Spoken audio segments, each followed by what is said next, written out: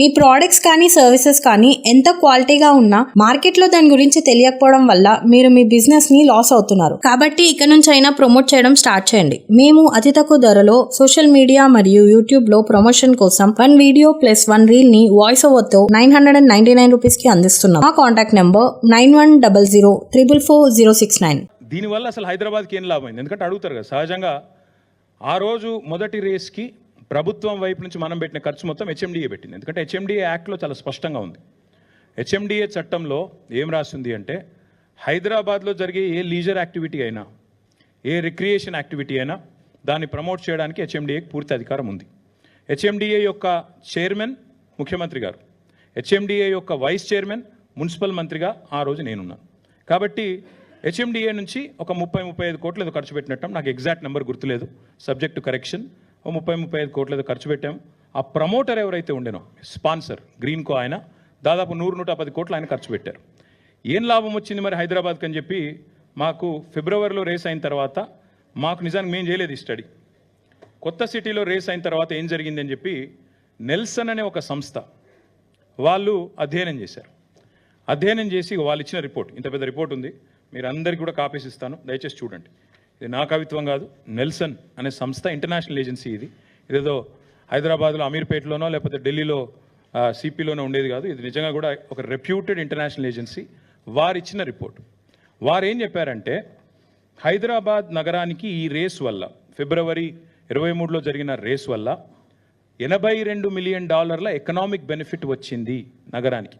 ఎట్లా వస్తుంది economic benefit ఒక నగరానికి అంటే ట్రావెలు, జిఎస్టీ పేమెంట్స్, ఇండైరెక్ట్గా జరిగే ప్రచారము, 50 కంట్రీస్లో మనకు జరిగే మనకు లభించే విస్తృతమైన పబ్లిసిటీ, ఎన్నింటి వల్ల అల్టిమేట్గా మనకి బ్రహ్మాండంగా విస్తృతమైన ప్రచారం వచ్చింది, లాభం జరిగిందని చెప్పి ఈ నెల్సన్ అనే సంస్థ ఇచ్చిన అధ్యయన రిపోర్ట్.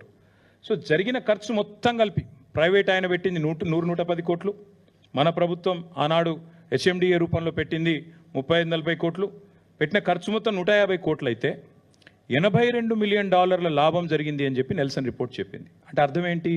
$82 మిలియన్ అంటే ఈ రోజు లెక్క ప్రకారం తీసుకుంటే కూడా 700 కోట్లు. పెట్టింది 150 కోట్లు అయితే ప్రైవేట్ వాళ్ళు గవర్నమెంట్ కలిపి వచ్చింది దాదాపు 550 కోట్లు ఇంకా అదనంగా ఎకనామిక్ బెనిఫిట్ వచ్చింది, హైదరాబాద్కి పేరు వచ్చింది అనేది వాస్తవం. అయితే ఇక్కడ ఏం జరిగింది అంటే హైదరాబాద్కి పేరు వచ్చింది కానీ ఆ ప్రమోటర్ ఆయన గ్రీన్కో అంటే ఆయన నాకు పైసలు రాలేదు, ఎందుకంటే హైదరాబాద్కి పేరు వచ్చింది, మీ సిటీకి పేరు వచ్చింది, మీ గవర్నమెంట్కి పేరు వచ్చింది, కానీ నాకు పడతలు కాలేదు, ఇక్కడ నేను 110 కోట్లు ఖర్చు పెట్టినా నేను అనుకున్నంత రాలేదు, కాబట్టి నేను వెనకకు పోతున్నా, నేను నెక్స్ట్ ఇయర్ నేను చేయలేను, మీరు ఎవరినైనా వేరే వాళ్ళను చూసుకోండి స్పాన్సరు అని చెప్పి వారు చెప్పినారు. చెప్పిన తర్వాత ఏమైంది, మేము ఇక 2023 was a busy year for us. ఎందుకంటే ఒకవైపు ఎలక్షన్లు, ఇంకోవైపు ఎలక్షన్ రన్అప్లో చేయాల్సిన చాలా కార్యక్రమాలు ఇవన్నీ ఉంటాయి కదా. సో ఆ క్రమంలో మేమున్నాం. జూన్ మాసం కల్లా అప్పుడు ఇంకా ప్రమోటర్ బ్యాక్అవుట్ అయింది. నాకు ఒక్క నిమిషం మీకు క్లియర్గా చెప్తాను.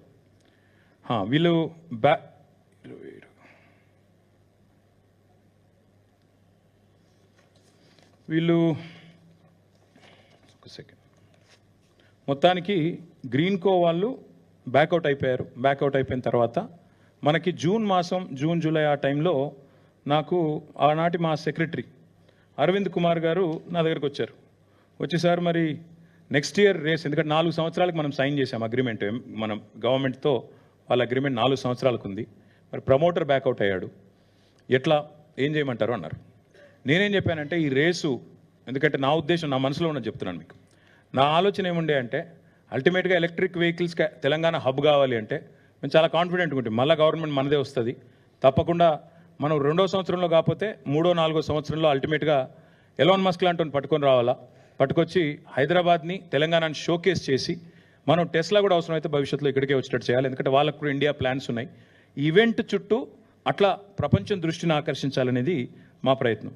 కాబట్టి ఆ రన్అప్లో నేనేం చెప్పానంటే జూన్ జూలైలో మరి వాళ్ళు అడుగుతున్నారు ప్రమోటర్ బ్యాక్అవుట్ అయ్యాడు ఏం చేయాలంటే, ఓ పని చేయండి, ప్రమోటర్ వెతుకుదాము, డోంట్ వరీ, ఆయన కాకపోతే ఇంకొక 2-3 ఎత్తుకుదాము, ఒకరు కాకపోతే 2-3 ఎత్తికి 100 కోట్లు కట్టాలి అంతే కదా, కడదాం, 100-110 కోట్లు పెద్ద ఇష్యూ కాదు, ఎత్తుకుదాం లేండి అని చెప్పి నేను ధైర్యం చెప్పాను.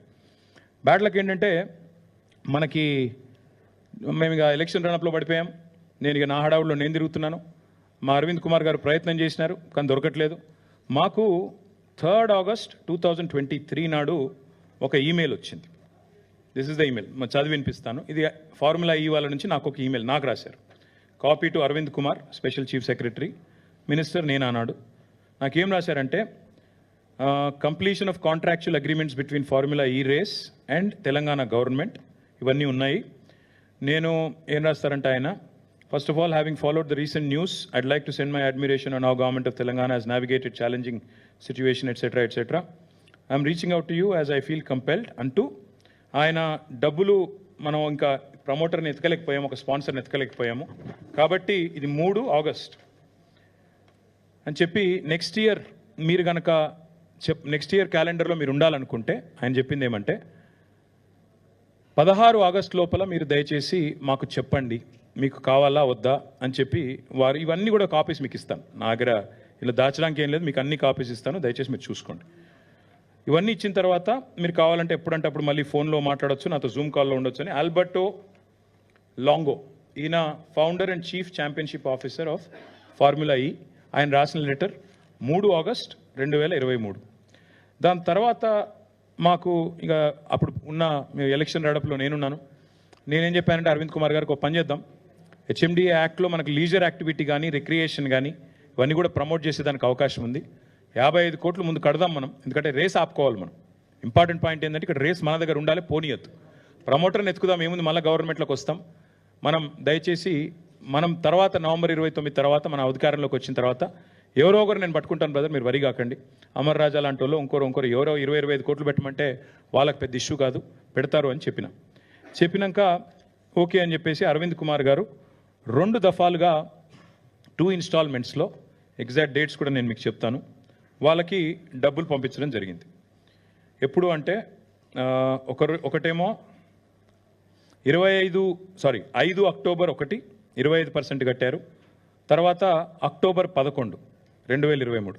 మొత్తం కలిపి నాకేమైందంటే అప్పుడు నేను నా హడావుడిలో తిరుగుతున్నాను కాబట్టి వారు మాకు అది పంపించిన తర్వాత ఫైల్ పంపించారు. నాకు మినిస్టర్గా 27 సెప్టెంబర్ నాడు ఫైల్ వచ్చింది, ఏది 55 కోట్లు కట్టాలి అనేది. నేను ఓకే అని సైన్ చేసినాను. సైన్ చేసిన తర్వాత మా కట్టింది మేము అక్టోబర్ 5 ఒకసారి, అక్టోబర్ 11 రెండోసారి, అంటే 2 ఇన్స్టాల్మెంట్లు కట్టాం.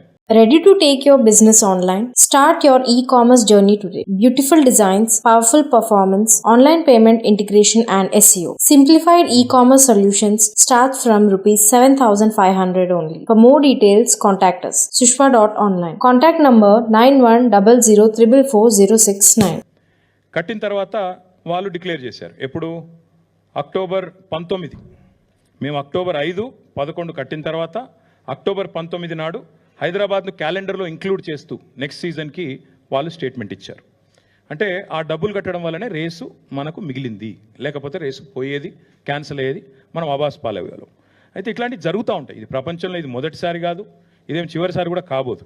కానీ ప్రభుత్వాలు ఎట్లా దాన్ని హ్యాండిల్ చేస్తాయనే దాన్ని బట్టి వ్యవహారం ఉంటుంది.